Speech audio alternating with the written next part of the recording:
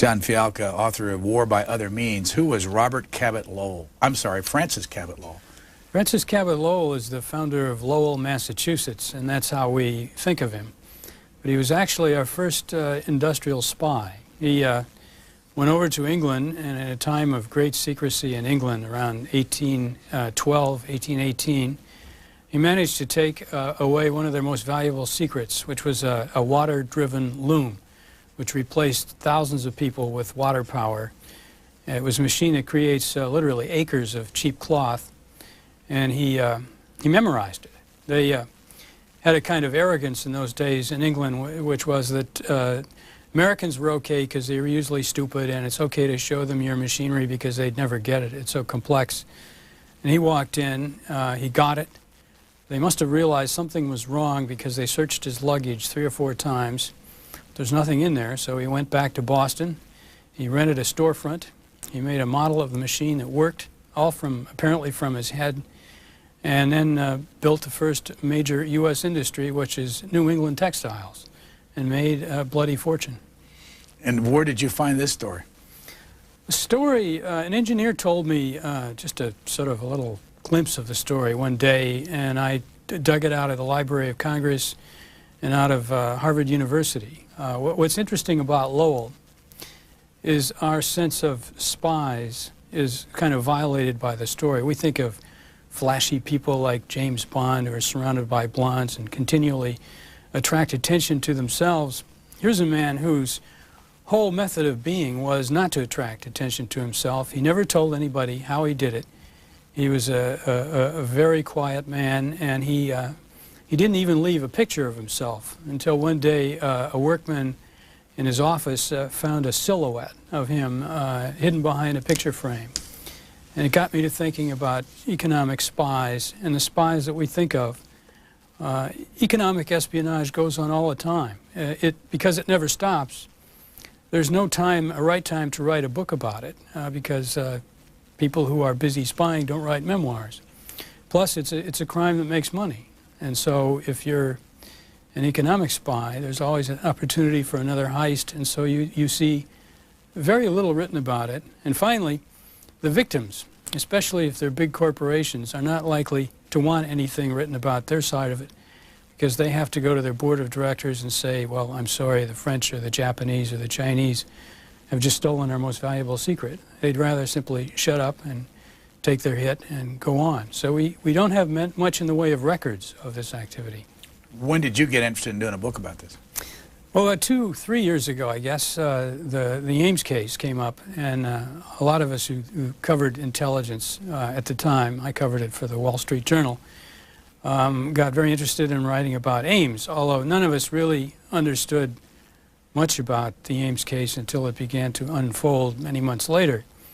But I talked to a former Russian KGB official who said, Ames, this is old hat. This is old espionage. He said, the new game, economic espionage, is what we are all turning to. That is the future.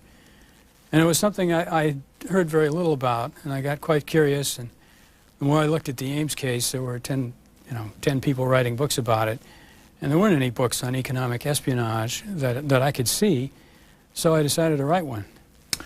Who was Farewell?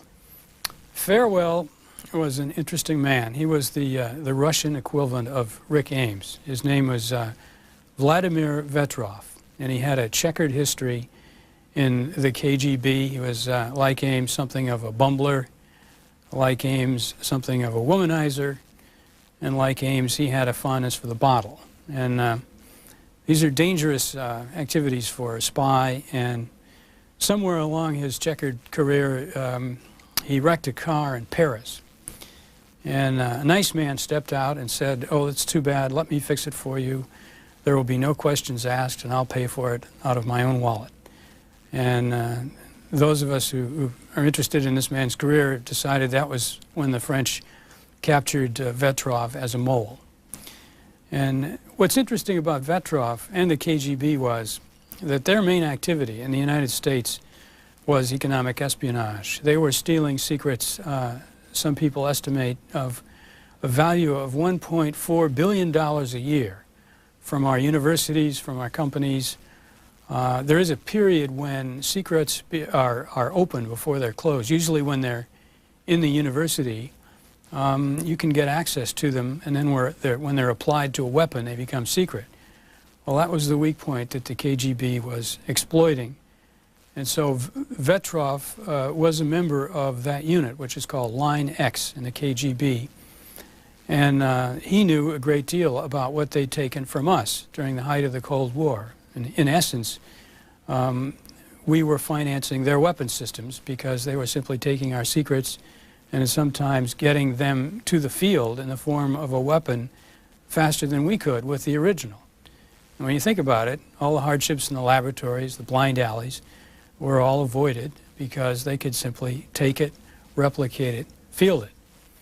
The French called in their debt and got Vetrov, whose case was codenamed Farewell in French, to give them literally plane loads of information, tons of documents on what was being stolen from the West. At the last count, it was something like 5,000 Russian weapons systems a year that came out of our R&D, either directly from the U.S. or through our allies in Europe, or especially through Japan, which tended to collect a lot of that stuff and had no counterintelligence at all. So in many cases, it was easier to steal it there. Vetrov came to a bad end.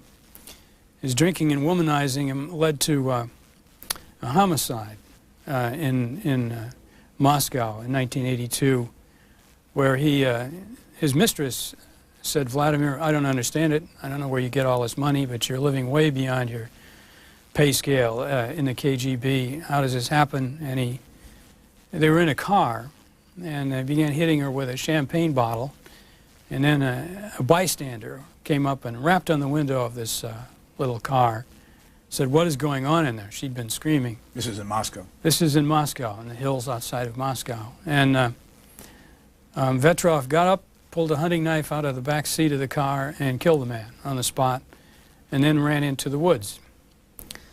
Well, a short while later, after reflecting on what he'd just done, came back out of the woods, put up his hands, said, "I did it, and oh, by the way, I'm a KGB colonel." So they arrested him. It was a terrible embarrassment. Put him in jail for manslaughter, and that supposedly was the end of it. But it wasn't the end of it, because the French mole had suddenly gone silent. All of these secrets the West had been getting were now at risk, because the West now knew who all these agents were who were taking all our secrets. The question was, do they risk the mole, or do they start rounding up the agents before they do more damage? And after about a half year's silence, that's what they did. And then the Russians began seeing their agents disappear all over the world, and they finally put two and two together and pulled Vetrov out of the prison, interrogated him, and shot him. But it was So the he's end. dead. We believe he's dead. It was the end of a period that probably showed our greatest vulnerability in economic espionage, and in our own peculiar fashion. It was so embarrassing to the CIA and other agencies that most of this story is still covered up. Make the connection, though, between the United States and Mitterrand, who was the president of France, and Farewell. I mean, it played a role in the relationship between this country and... Oh, yes. In 1981, Mitterrand, having won an election with heavy support from the communists, had to do something dramatic to gain the friendship of Ronald Reagan, which he desperately wanted to have. And so he pulled Reagan aside up in Canada and said, "Oh, by the way, you might want to know we have this case called Farewell, and I'll be sending you some documents." Well, when the documents arrived here, the Reagan NSC realized that the family jewels, at least a lot of them, had been stolen over a period of years, and it was time to begin locking the doors. Now, how did they do it, though? How did Vetrov, did he ever come to this country? Vetrov was never in the U.S. that I know of. He certainly was in Canada. But how do you do it is interesting. In the Ames case, we were reading about Ames carrying paper bags full of things out of the agency, CIA headquarters in Langley. That's exactly the technique he used in the KGB headquarters, which is in the hills of Moscow. He simply walked out with bags full, and there was no security, and French had a difficult problem in figuring out how to, because their equivalent of the CIA was penetrated thoroughly by KGB spies, they couldn't use that to run their prize mole, Vetrov. And so they used an army captain who was not in anybody's intelligence chart. And the army captain added another layer of secrecy by getting his wife to meet with Vetrov. And so the wife would drive up on a busy Moscow street in a car, and Vetrov would pile in and unload bags full of things in the back seat. And sometimes this was risky because he brought in live artillery shells, which were copied from U.S. rounds, and they would rattle around the floor of the car. But all in all, it was a great operation.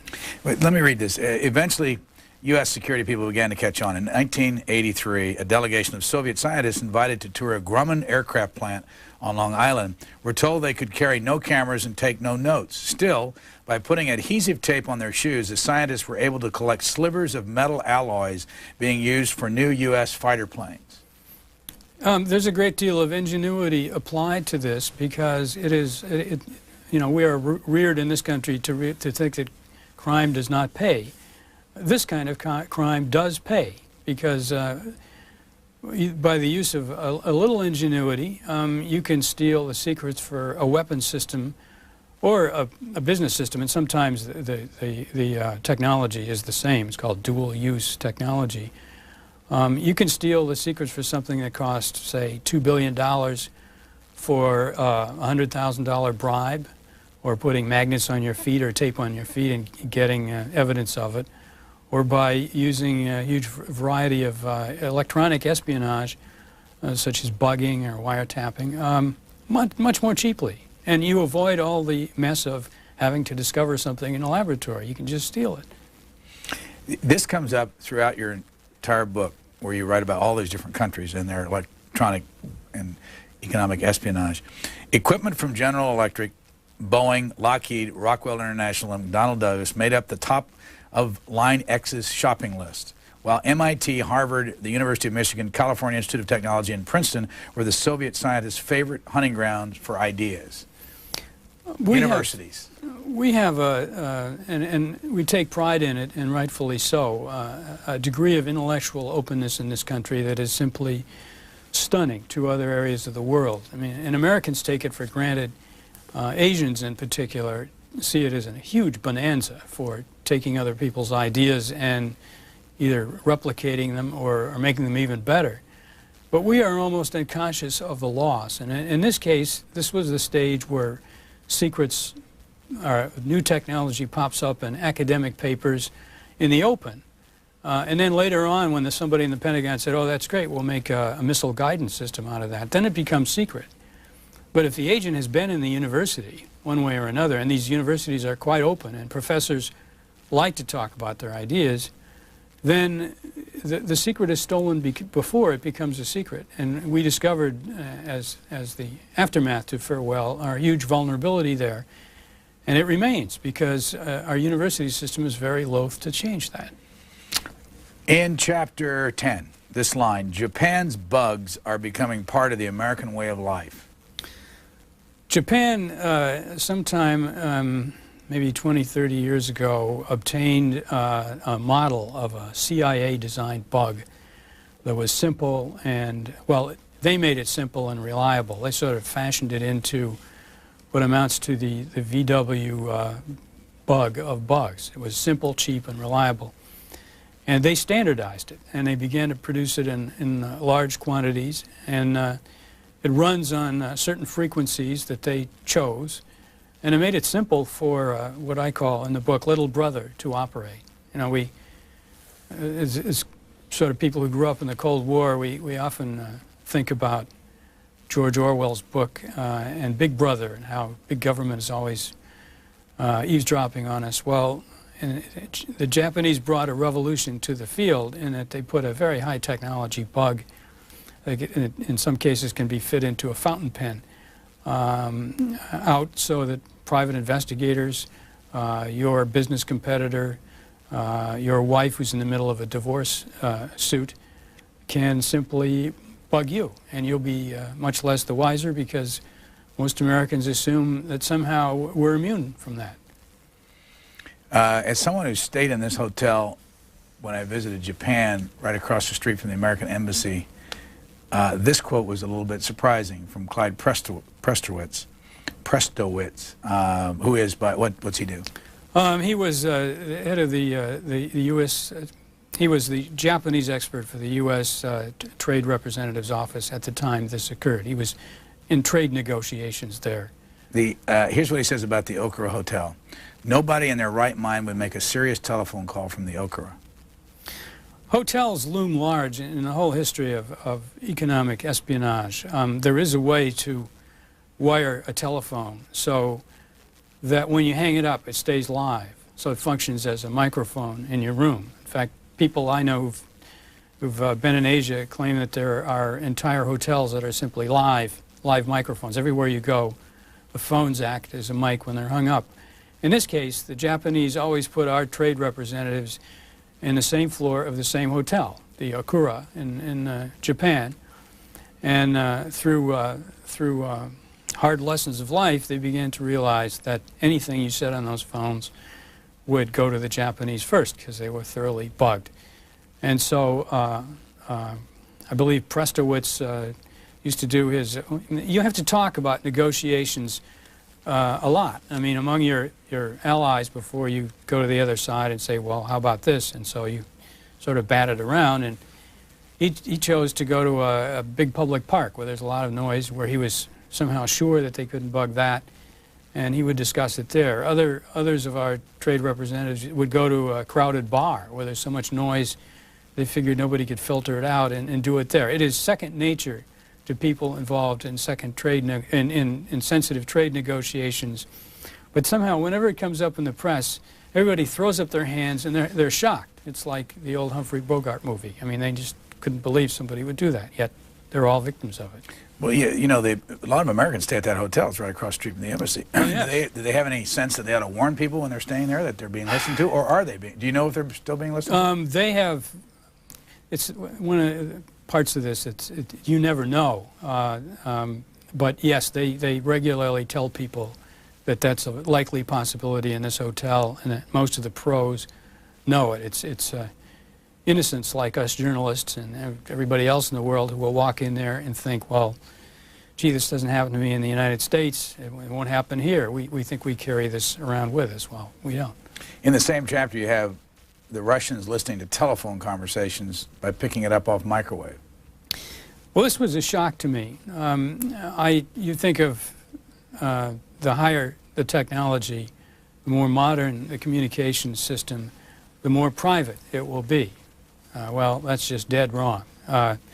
Cell phones, as we just learned from Newt Gingrich's experience, are highly vulnerable.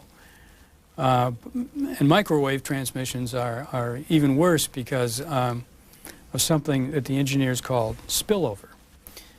If you aim a beam at and most telephone companies now use microwaves for long-distance transmission, and it's simply a beam of information that's aimed at a dish.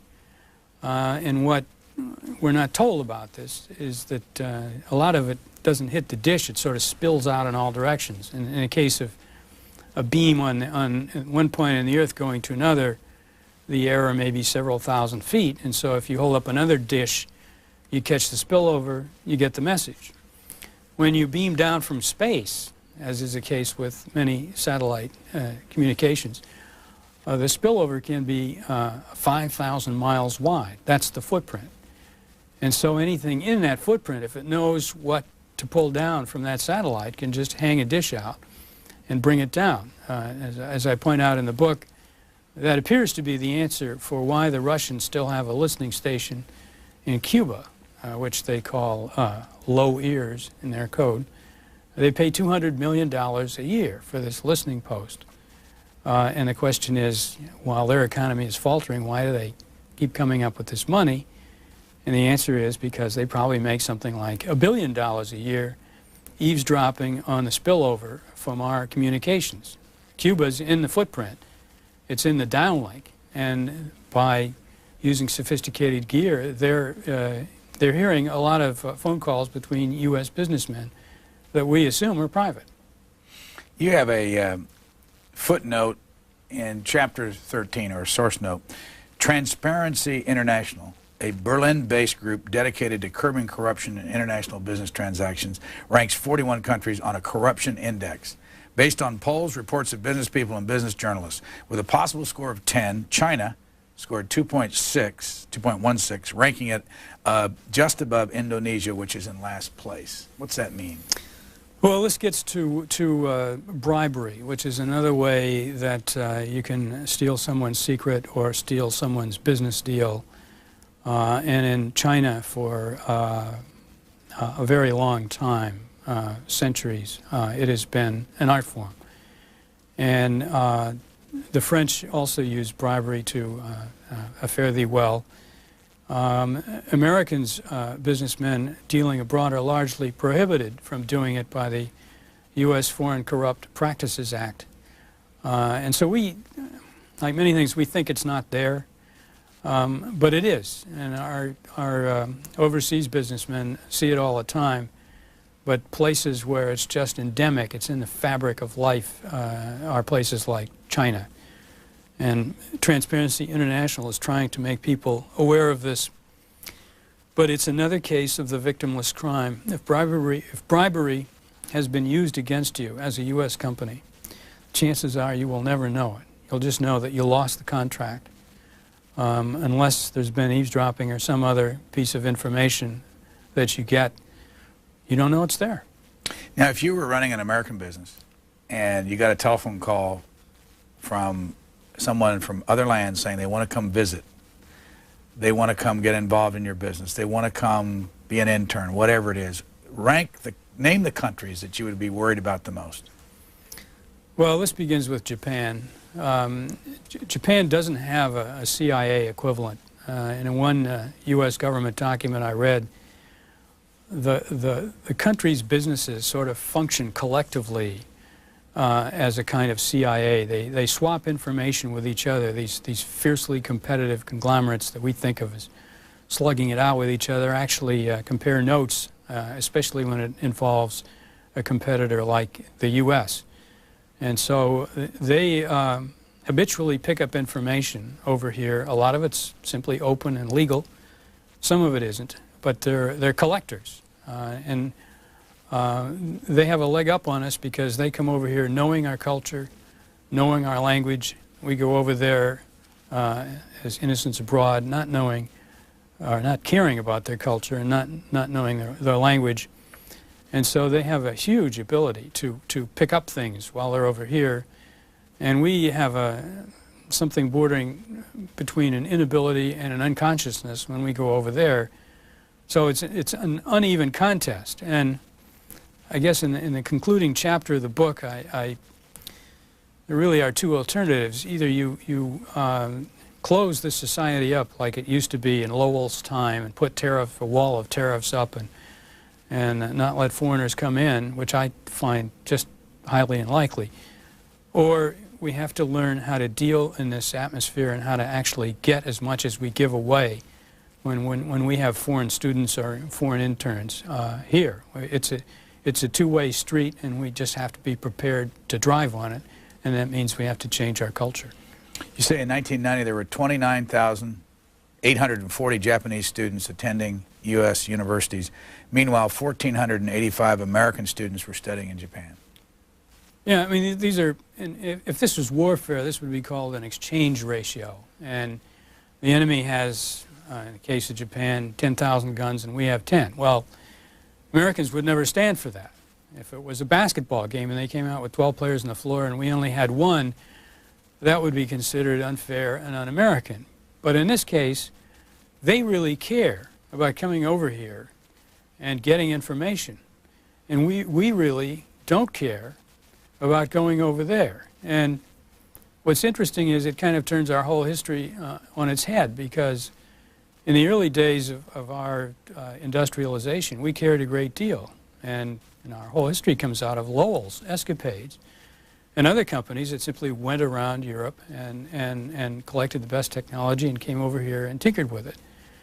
And as things globalize, we are either going to have to learn how to do that again, or continuing to face a loss of technology, a loss of high-paid blue-collar jobs, and a kind of hollowing out of our economy. Someplace, I'm looking for the statistic, you said something like 51% of all PhDs are, in this country, given to Pacific Rim foreign students. That's right. Of the advanced engineering degrees in this country, 51% now go to students, foreign students, with the great majority of them coming from the two Chinas. You say we pay for it? Well, in the case of the Chinas, we do in a peculiar way, because those students are the brightest from a society of 1 billion people. And when you think about it, those people are really smart. And when they come over here and compete for scholarships against us, they usually win. They get the the teaching assistantships at universities. They get to run the experiments in the laboratories. They get the valuable mentor time from our best minds, and they benefit from it. And it used to be, the theory was that this is great because they're coming over here, they're joining the American melting pot, and they're staying here and they're contributing to the American dream.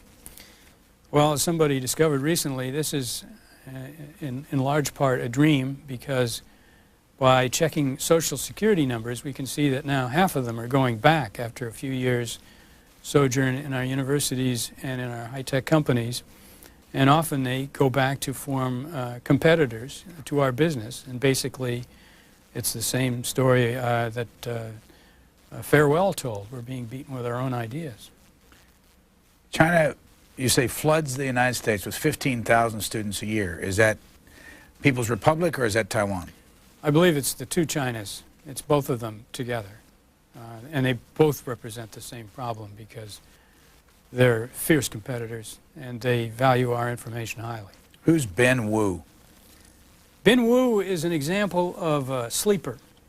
He's a young student. Actually, he was a professor from the People's Republic of China, who was not quite among the elite capable of coming over here, because his language was just, his English was just a skosh below the testing level. And so he couldn't come over here on his own right. And then he ran afoul of Tiananmen Square. He was giving pro-Western speeches when he shouldn't have been. And they interrogated him, and they threatened him with loss of job, loss of livelihood, and they threatened him with harm to his family. Except there was one way he could get out of it, which is to come over here and to be a sleeper, a spy who stays here for a long period of time, who gets into the American society, and then begins divulging economic secrets to China, and who will follow him and always be with him, they told him. And in the course of which he can make a great deal of money, because China's MSS, which is the name for their CIA equivalent, and it's a kind of a copy of the CIA. The way they do it is they flood the United States with a lot of spies, maybe as many as 1,000 at a time, and they allow them to sell what they collect back to China at a markup. And so they're kind of entrepreneur spies, if you will, and he was one of those, and he got caught at it. Where? Well, he was, here's an interesting story. He was caught in Norfolk, Virginia, as either a double agent or a triple agent, because the FBI, which is having great problems following large numbers of young, highly educated Chinese around the U.S., had met him and assigned an agent to Ben Wu, and had arranged him to be an informant of theirs, which makes him a double agent. It was a deal that he found to be fine, because they set him up with an office and a fax machine, and they gave him a front company and a little money. But then he proceeded to do deals which they didn't know about, and got himself arrested by the U.S. Customs Service, who didn't know about the FBI link. And among many other things, the case makes you wonder whether the Customs Service and the FBI talk to each other about this subject. Where is he today? He's in federal prison in Pennsylvania. He had a choice. His arrest and the charges against him were so embarrassing to the FBI that they gave him the opportunity to go home. But he knew that if he went home, he would be shot. And so he insisted on a trial down in Norfolk, and he was tried and convicted. And during the course of the trial, the Chinese came to him and just warned him if he did any of this, they would get him. And so now he's at a place where they can't get him. He's in a U.S. penitentiary in Pennsylvania. What kind of damage did he do to the United States or a United States business? Wu was probably not one of their best examples, but that's how come we know so little about this business. We catch the ones who are slow of foot or who are not catching on very well. And he had a conscience problem with stealing things. He eventually overcame it with the offer of a $500,000 profit to take U.S. night vision equipment from a Texas company and ship it to China, which was against the law, which is what he was convicted for. But it was the lure of $500,000 that kind of sucked him into it. But he hadn't really, I mean, sleepers are supposed to go for 10, 20, 30 years until they really become, sourced into our economy. And the Chinese who assigned him over here had him making friends with senators and even the president, so they would have pipelines into where they wanted them. But fortunately, this sleeper didn't get a chance to sleep for very long before the customs people caught him. You call him a little fish? He calls himself a little fish because the theory of their espionage is that you flood a competitor with little fish, and like little fish, some of them will die, some of them will find something, some of them will survive. And he was just a little fish. Your next chapter is Big Fish. Big Fish is the flip side of it. What they can't take over here with their little fish, they'll sometimes get huge U.S. corporations to give them. And the case I use is McDonnell Douglas and computer-driven lathes, which are a product of U.S. Air Force research during the Cold War, which are used to make the B-1 bomber, cruise missile bodies, very complicated, high-tech missiles.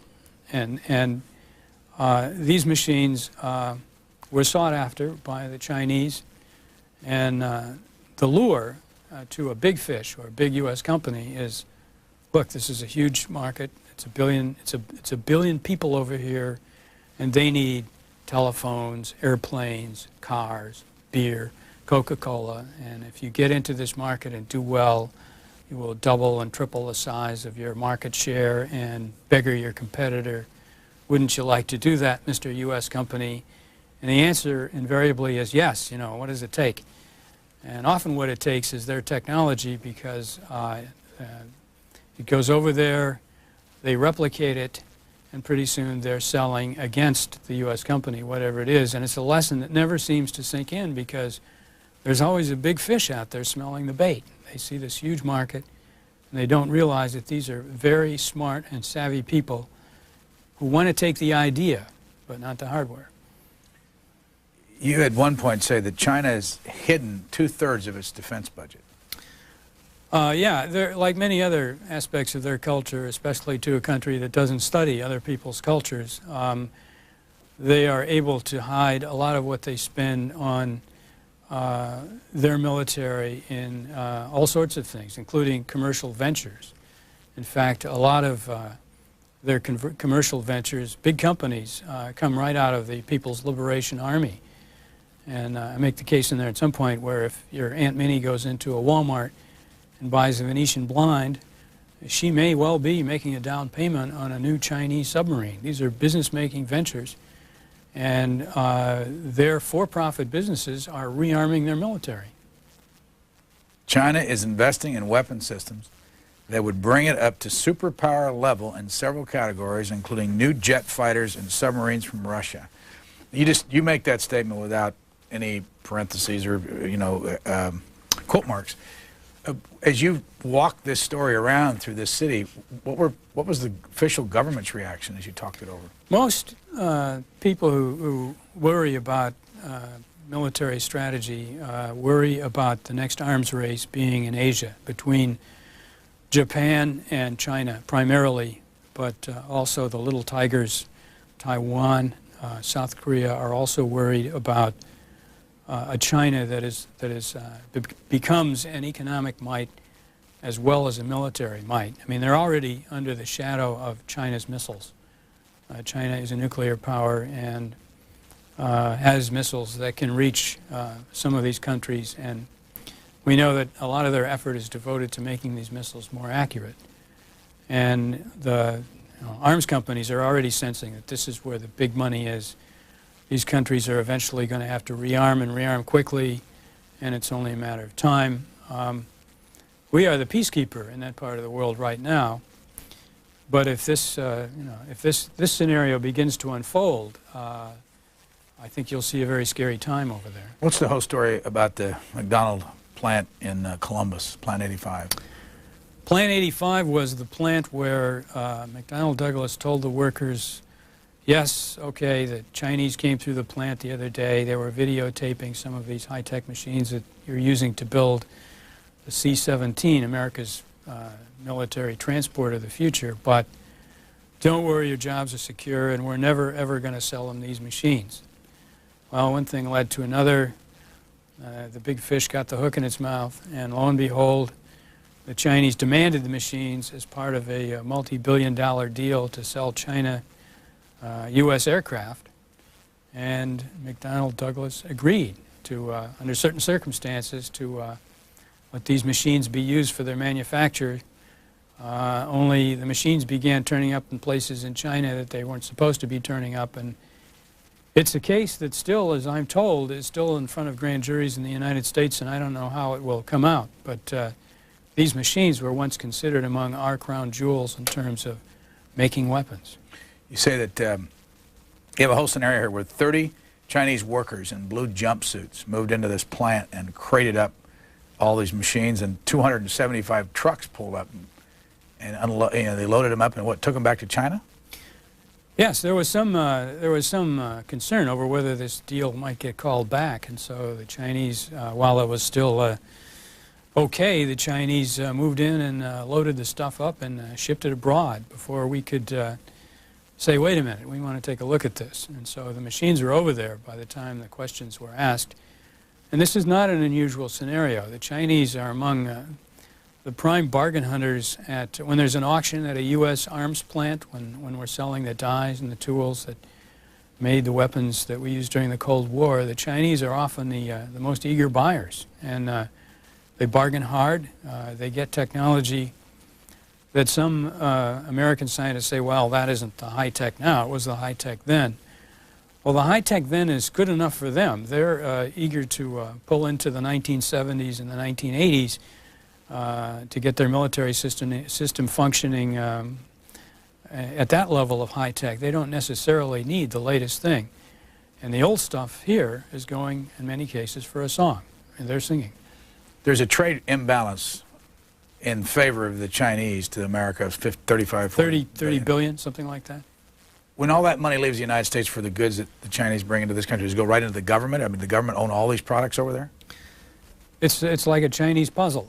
Some of it goes into the government. A lot of it goes into these commercial endeavors that I was talking about, the Chinese military factories that now make everything from teddy bears to Venetian blinds to so-called sporting rifles, which is simply a copy of Chinese infantry rifle.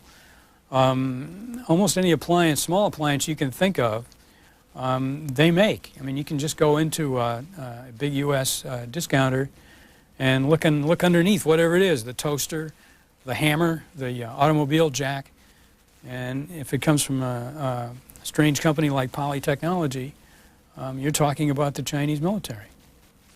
Who's Don Sparrow? Don Sparrow is an example of an American who saw this early on and wouldn't let go. A lot of American companies went to Japan in the early 60s and were given a kind of a draconian deal, which is, yes, we like your product, Mr. Sparrow. It's very ingenious, but before you can sell it over here, you're going to have to give us all the rights to it. And then it's fine. You can sell as many as you want. And a lot of thousands of American companies cut deals like this because the Japanese, we viewed the Japanese then the way the English viewed Americans at the time of Mr. Lowell. These people, the Japanese, were reviewed in the 60s as great imitators. They made cigarette lighters. They made great copies of cheap copies of American goods that often broke down. And so what was the harm of giving them our television technology or giving them the rights to this or that? And Herb Sparrow, who had a little microwave lamp that dried paint, said, no, this is my idea. I invented it. I've got my whole life sunk in this. I'm not going to do it. And he proceeded to wage about a 10-year war with Mitsubishi, which got fought all over the place in the U.S. Senate in Washington, lobbying back and forth. And eventually he lost his company. He was bought out by other people in the company, and then who then made peace with Mitsubishi. And we don't know how the story ends, but we think that, at least to some extent, he lost control over his idea, not to mention his company. But in the course of this chapter, Senator Bob Packwood, yes, James Lake, Steve Saunders, all pop up in this chapter, and you talk about the intricacy of Washington and lobbyists and foreign governments and all that. Explain, what should we worry about here? Well, again, it's a mismatch between the two countries. I mean, we like to think of Japan as an ally, and in some cases, Japan has been a valued ally. But there's a huge mismatch between the way our politics work. And in the case of Japan, the kind of lobbying we see here in Washington simply doesn't happen. It's a very insider-oriented society. And an outsider can't come in and hire a bunch of lobbyists and work his will on Congress. Japan, Tokyo simply does not work like that. These are sort of good old boy associations that go way back, and they're closed for all intents and purposes to Americans, even if we tried, which we don't. But they try hard, and they can come over, and in this case they assembled what was known as Mitsubishi's team in Washington, which consisted of some very high-powered lobbyists, many who just left government, who were able to get Senator Packwood enlisted because he owed one of them a favor. Which one? He owed a lobbyist. Steve Saunders? Yes, a favor, because Steve Saunders did favors for him. Steve Saunders used to be one of his aides. And whenever there was a hearing, he would pop in, even though it had nothing to do with what he was doing, and raise some questions about poor Mr. Sparrow, who was trying to keep hold of his technology here, his little lamp. And for the longest time, Sparrow could not figure out, why is this man against me? You know, why is the senator from Oregon coming in on the side of the Japanese? He couldn't figure it out. So he's just being, a former Packwood aide was being paid by Mitsubishi to represent Right. The Mitsubishi people. Well, let me read just one quote in here. Quote, "We do live in a dream state. It's a state of hope." Now, that's not what I want to read. Here it is. Quote, "Nobody in his right mind ever talked to Bob Packwood about business when he was drinking, because you'd have to go over it you'd have to go over it all over again." And when I looked at your footnote on that, that came from the ethics hearings over here. Yes, right. Material. Ray, Right. how much were you able to piece together this story about the Japanese influence over Senator Packwood through that particular case? A good bit of it, because it's spelled out in there, although the story of Herb Sparrow and Fusion is sort of just alluded to. It's in the corners of this saga of the senator who was brought down by his drinking problems and his womanizing. But parts of the story turn on the players in Herb Sparrow's story, and Saunders will not talk for the record, but he did talk to the investigators, and that's how we know how he was able to do this. But you also say that there was a attempted payoff for Mrs. Packwood, who the divorce, Mrs. Packwood, for a job in the middle of all this? I'm not sure that ever came to fruition, but one of the things that Senator Packwood, the then Senator Packwood, wanted was something that would get his wife's alimony off his back, and one of them would be a job that would support her. And so Saunders had an antique company, and there was talk about her working for that. I think this was left up in the air, but it's the kind of quid pro quo that could never occur in Japan the way it does here, because an outsider simply can't come into Japan and play the kind of ball that was being played here.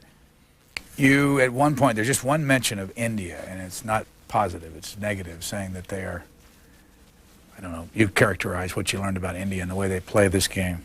Well, India is a case where the Internet, which is another U.S. government invention that is now being used all over the world, can be used to steal our software in the twinkling of an eye. Can you give us an example? Well, they have a large supply of very skilled software engineers who can do work at a tiny fraction of what it costs to do software work over here. And so a lot of it goes over to India, where it's done in, I guess, software sweatshops, and then comes back over here as finished product. And as in the case of China, some of it's copied illegally. It gets sold illegally.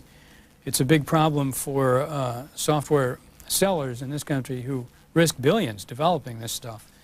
And then it just goes poof. And the question how you get companies, in the case of India, it's not just software, it's also drugs. How you get some of our friends in the world to respect intellectual property rights is a very key question for us, because that's what we sell. At the worst case, you keep saying in the book the Americans are naive, they're open, they're trusting and all that, and we're getting taken on this whole thing. Yeah, and I don't want to lose some of that. I mean, I enjoy our openness, and it's a very yeasty culture to be in, and it's a rich culture, and I don't want to see people lock the doors the way they do in some countries. And it's a matter of learning to defend ourselves, of learning to get as much as we give away, and of kind of fighting for the value of our ideas, because, hey, we've cut down all our forests, we've mined a lot of our natural resources. Ideas are what we have left to sell to the world. How long have you been a reporter? Off and on since 1967. Where was home originally? I come from Cedar Rapids, Iowa. I was educated as a lawyer, went to Georgetown University here, the law school.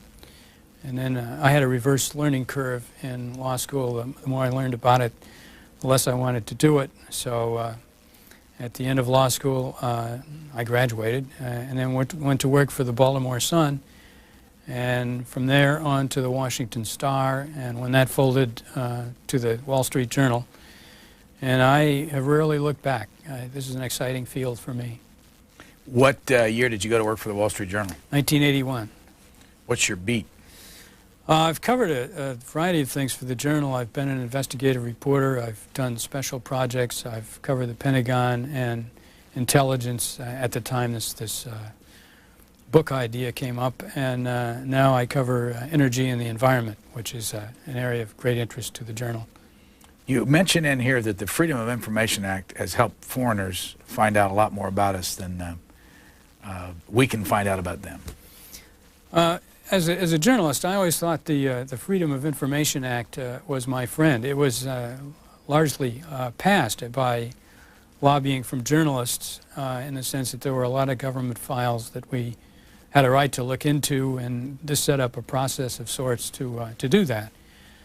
If you look at who's using FOIA, as we call it, the Freedom of Information Act, about 5% of it is the media. The other 95% of it is businesses who are using it to spy on competitors, and a lot of that is our foreign businesses coming in here either doing it directly or through the intermediary of a law firm, simply looking at what U.S. companies file with their government, because in a lot of cases they file way too much, and they begin to tell some of the secrets, the processes that they use, and especially to an Asian mind, that's simply gold. And when you know, for those who've never done a book like this, when you set out to do it, what would you say were your tools to get the stories and the background information? At the start of this book, it was like a pile of spaghetti. There were all these trails intertwined with each other, and you had to find the public documents that spelled them out. In the case of the Mitsubishi case involving Senator Packwood, they just done a very nice investigation about the size of the New York phone directory, which I found to be a great help to me, because there were people talking in there that I could never get to talk to me. The courts were a vast disappointment, because these cases, economic espionage cases, don't end up in court. They're usually it is so embarrassing to the victim that he'd rather not bring the case at all, that he'd simply say, okay, I've learned my lesson, I've lost $1 billion worth of technology, so be it.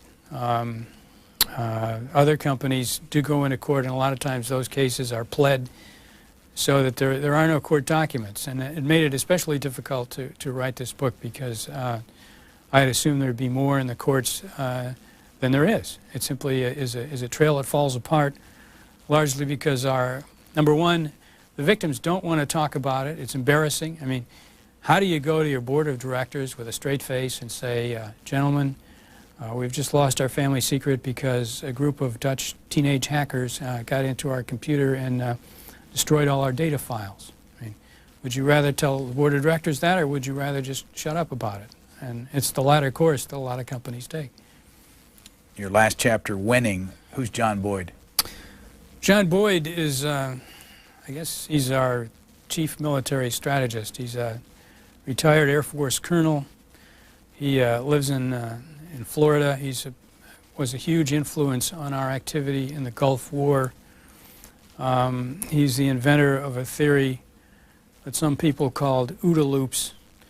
I won't bore you with the details, but it's simply a theory of outmaneuvering your enemy by reacting more quickly than he can. Boyd was a fighter pilot in the Korean War, and he saw that fighters who were smart and could maneuver and outthink the enemy lived, and those who couldn't died. And that's the way he sees business, and that's the way a lot of people have translated his theory into business theory. I mean, we often think as Americans of the level playing field, that business is a game, that somehow if the rules are the same on either side, we're going to win, or at least have a sporting chance. Well, in a lot of cases in business, there is no sporting chance. Losers simply die. Corporations go into the ground like fighter planes. And that's why winning is essential, and that's why, at least in America's case, I think Boyd's theory has some merit, which is we're not ever going to defend it the way some people say, just by closing the United States up. But if we can outthink and outmaneuver the enemy and keep what we have and maybe get some from him, we can win at this. And that's the hope of the book. He's quoted saying, we're so expletive arrogant. He rasped. In the end, in Vietnam, we had to leave. If we're going to compete against Japan, we're going to have to understand the enemy's culture and not just mirror image him. They come over here by working in our culture. They've got one-sided advantage over us. That's the game they're playing, and it's a very interesting game. I might add, they'll suck us dry, but whose fault is it? Is it their fault or ours? It's our fault. Well, you can look at it another way. I mean, they send 50,000 students to this country a year to analyze our culture, and we send about 4,000 to Japan. Of those 4,000, I was told, or I discovered, about half of them are taught courses in Japan, but they're taught in English. I mean, why should they bother learning Japanese? So we give away the store. We would never wage any other contest like that. And economics is not a small contest. When we lose greatly. And so I used Boyd in the book to kind of appeal to our sense of competitiveness. We certainly have it. We are very competitive, but not in this arena. You've got about, if I remember, about 17 chapters in here. Yes. Time's about up. But of all the stories in here, which one's your favorite? I guess my favorite is the French. I keep thinking that I might be able to sell a musical comedy based on that chapter because. Houston Trash Man? Well, it starts before the Houston Trash Man. It starts with a man with the imposing name of Pierre Thiraud de Joly, who was a French ambassador here at the time of the Cuban Missile Crisis, and a great fan of America. He was a man who grew up in the French underground against the Nazis. He was a real spy, as opposed to a lot of spies who are simply bureaucrats or retreaded army colonels. And when he got over here, Kennedy told de Gaulle, "I'm sorry, we're not going to give you any of our hydrogen bomb secrets." And de Gaulle said, "That's it. You know, no more Mr. Nice Guy. Call our ambassador in Washington and tell him, Pierre, you're to spy on the United States and steal all of their science and technology secrets." And Devos Joly, who later became famous as the writer of a novel called Topaz, defected to the United States after he believed that if he defected over here and stayed in public, they were going to come over and kill him. So he defected to Mexico and later came back here and I believe finished out his years in Florida. He may still be alive. But it began what I call a 30 years war between French intelligence agencies and U.S. intelligence agencies, which included episodes where they sent budding young engineers over here to do internships in U.S. companies instead of being drafted. And they were paid by the French intelligence for that. And there's some evidence that the French intelligence service actually sold some of the secrets they learned to French companies. And so there's been a long series of back and forth, a lot of it quite clumsily, between the French and the U.S. in this area. But if you ask the French experts and you ask the U.S. experts whether we're any good at this, no. When it comes to economic espionage, it's the Russians and the Asians who are first rate. We and the French are sort of the Keystone Cops. We're out of time, but Deborah is who this book's devoted to. Who's that? She's my wife. And here's what the cover looks like. War by Other Means, Economic Espionage in America by John Fialka. Thank you very much.